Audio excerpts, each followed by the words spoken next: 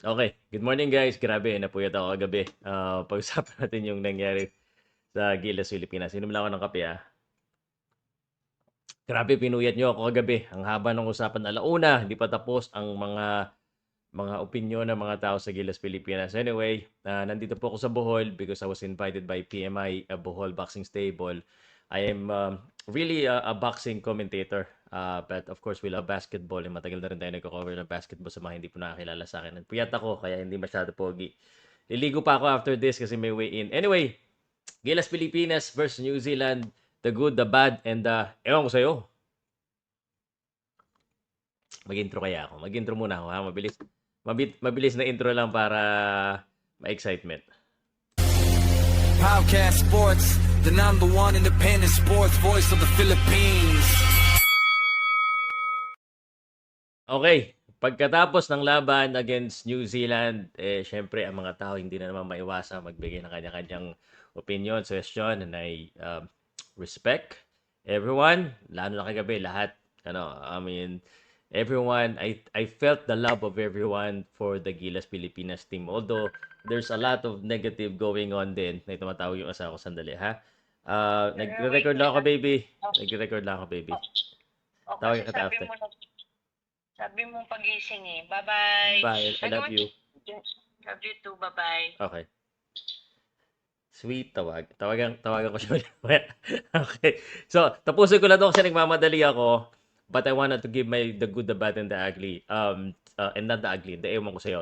So, first of all, I want to congratulate Gilas Pilipinas for giving it all they got. Yun naman talaga yung ginawa nila. And the fans, no, medyo umasa tayo na mananalo tayo. Sayang talaga. May maraming panghihinayang, but I think we put up a good fight against New Zealand. And kahapon, syempre, ayaw ko medyo, syempre, makipagsagot na masyado sa mga guests ko. So, I respect them. But I hope napapanood nila ito. So, I'm gonna just say it here. They can challenge me if they can see this and then sa susunod na live, pwede nila akong i-debate or rebut doon. Unang-una, sinasabi nila TANGA daw yung laro ng New Zealand. There's a reason kung bakit naging hindi maganda ang laro ng New Zealand. So maybe it's time for us to give credit sa defense. So that's the good. So maybe the defense, the crowd, the fans really helped out in making that game of New Zealand pangit. Kasi parang hindi natin binibigay yung credit na yun where I think also is due. So we need to give credit din sa Gilas Pilipinas defense. So, no one think about this, di ba? May nakaisip ba ng ganyan? Pangat na laro ng New Zealand, di pa natin natalo. Bakit ba naging pangat na laro ng New Zealand? Aga-aga eh. Anyway, so, that's good. The good defense, number one. Good rotation. Nagrereklamo tayo. Si Coach Tim Cone, ganito kasi, hindi niya pinapaikot yung bola, yung time, ang dami niyang pinalaro. Hindi niya pinalaro yung mga usual na pinapalaro niya. May reklamo pa rin tayo. Ngayong hindi niya pinalaro masyado sina Scotty Thompson, bakit hindi pinalaro si Scotty Thompson? Alam mo talaga, tama talaga si Coach Yeng Giao. It's a lose-lose situation.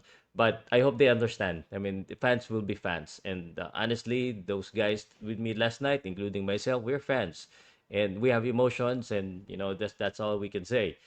And that's all we can do is just give our opinion because we're not in the position. So, other good things, and I'm very happy. I hope JGTL and QMB becomes a regular part of Gilas Pilipinas. And sana yan, sana tuloy-tuloy na sila. So congratulations sa kanila. Congratulations sa Gilas Pilipinas. But it's not all good, no? There's also bad.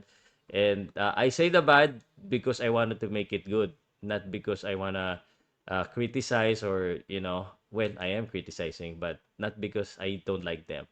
But what I don't like is the bad shooting from the outside. Coach Tim Cone, Gilas Pilipinas has never been known to be an outside shooting team or pure shooting team. Maybe we need to build our team around that kind of shooting. I mean, the defense, no question, but the shooting was very poor, 19% as I remember.